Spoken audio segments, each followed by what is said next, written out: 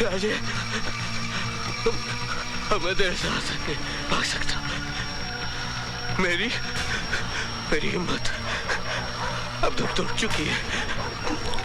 तू भाग जा पुत्र, तू भाग जा। नहीं, मैं तुझे मौत की मुंह में छोड़कर नहीं जा सकता। तू चल। कोई जिद ना कर पुत्र, जिंदगी और मौत एक साथ सफर नहीं करते। मेरे सामने मौत खड़ी है और तेरे सामने तेरी जिंदगी, तेरा मकसद।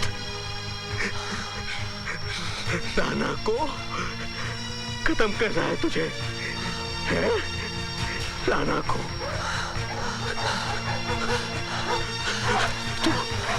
तू भाग जा, तू भाग जा। तू चल मेरे साथ, तू चल।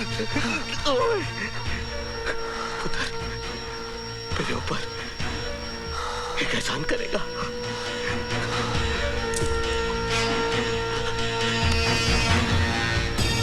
मुझे गोली मार दे। अब पुत्र, जब जिंदगी मौत से बदतर हो जाती है तो उसे आजाद कर देना चाहिए। पुत्र, मैं अगर पुलिस के हाथ में पड़ गया तो उनका जुर्म मैं और बर्दाश्त नहीं कर पाऊंगा।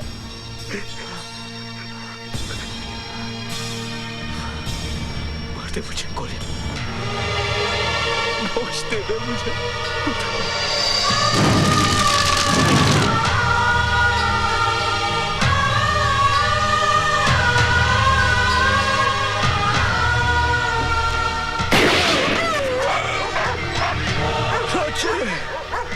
रब राखा।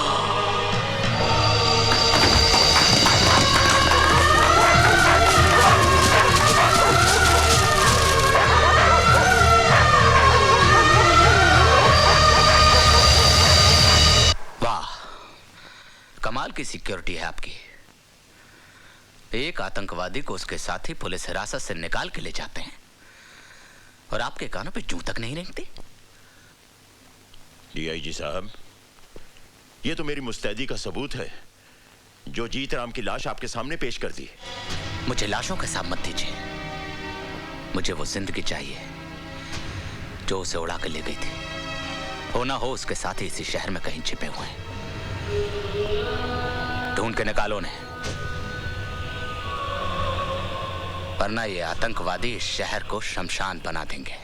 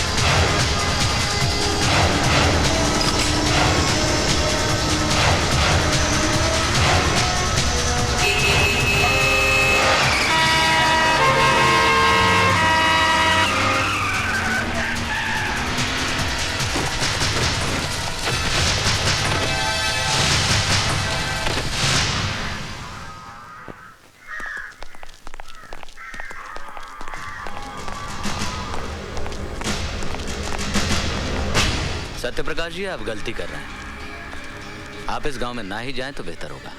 क्यों? ये गांव हमारे देश में नहीं है क्या? बात यह नहीं है सत्यप्रकाश जी, दरअसल ये खतरनाक आतंकवादियों का गांव है।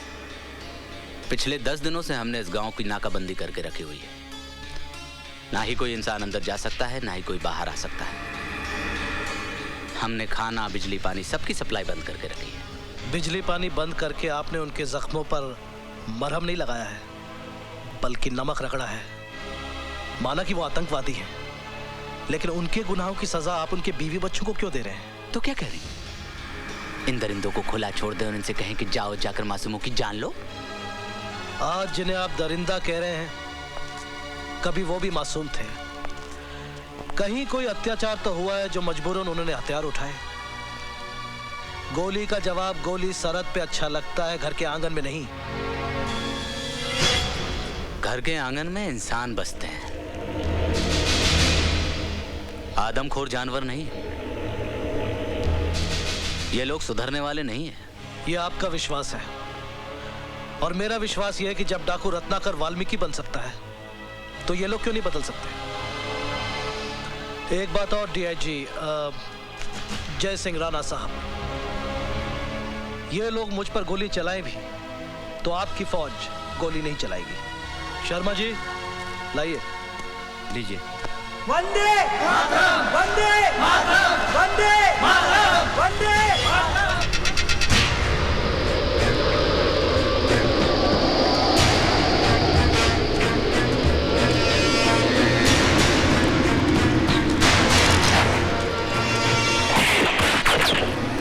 मुझे मारने से अगर तुम्हारे बच्चों की भूख प्यास मिटती है तो चलाओ गोली, चलाओ। राजी, इसके हाथ में क्या है? कहीं गोला बारूद तो नहीं?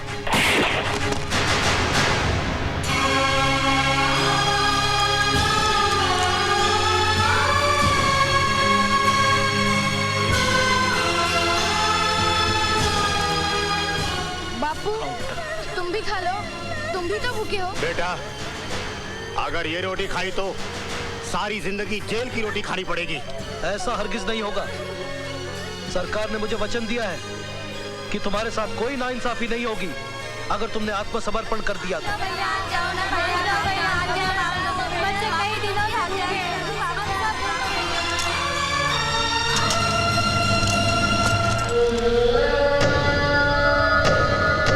हमारा हुकूमत का पैगाम है तुम्हारे लिए राणा साहब।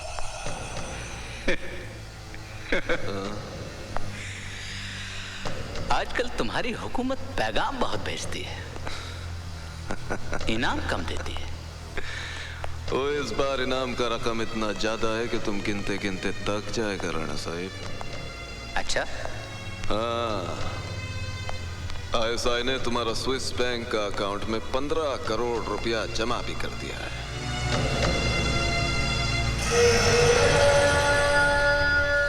इतने पैसों के लिए तो मैं अपनी माँ को भी मार डालूं। और तुम्हें अपना माँ को नहीं, अपना बाप सत्यप्रकाश को मारना है, जो आतंकवाद को खत्म करना चाहता है। कब? 15 अगस्त को। अगर मैं आज मार दूं तो? राणा साहब, तुमको जख्मों पर नमक रगड़ना नहीं आता। 15 अगस्त को जब पूरा हिंदुस्तान आजादी का जश्न मना रहा होगा, उस वक्त मौत का धमाका होएगा तो बात ही कुछ और होएगा। मुझे 15 अगस्त का इंतजार रहेगा।